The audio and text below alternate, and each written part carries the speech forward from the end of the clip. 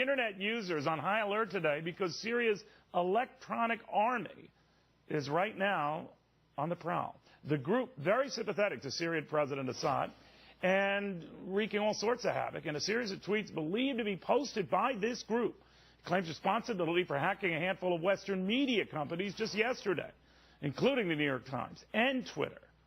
Jesse Jane Duff warns that this type of warfare is especially dangerous, and now getting to be especially common, huh? Oh, it is probably the greatest threat to our national security now.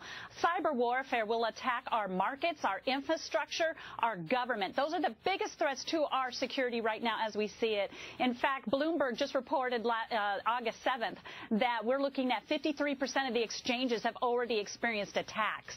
So we are in a very risky environment. I'm sorry, are those from this group, Jesse? Not from this, no, not in particular from this group, but considering that this group is making a statement, we have to wonder if they are basically saying, you attack our government, we will get worse. And because they can do such egregious cyber attacks, what will they hit next? That is our biggest fear. You know, Jesse, I always look at these kind of attacks we've seen where they've upped the ante and gone after, you know, newspaper, online sites and the rest, and then whether it was this group or others that got into Amazon's site and temporarily shut it down, even the NASDAQ site, whether it was beyond what the company said it happened, and shut it down for 3 hours plus, that these are sort of warm-up events for something more. Or am I just being too, you know, paranoid?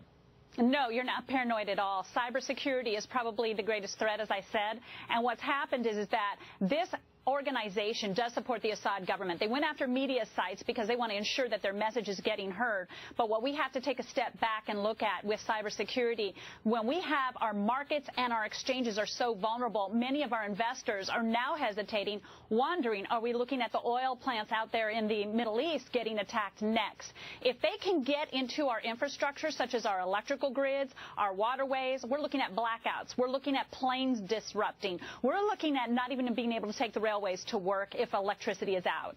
And they have that technical ability because they keep doing it.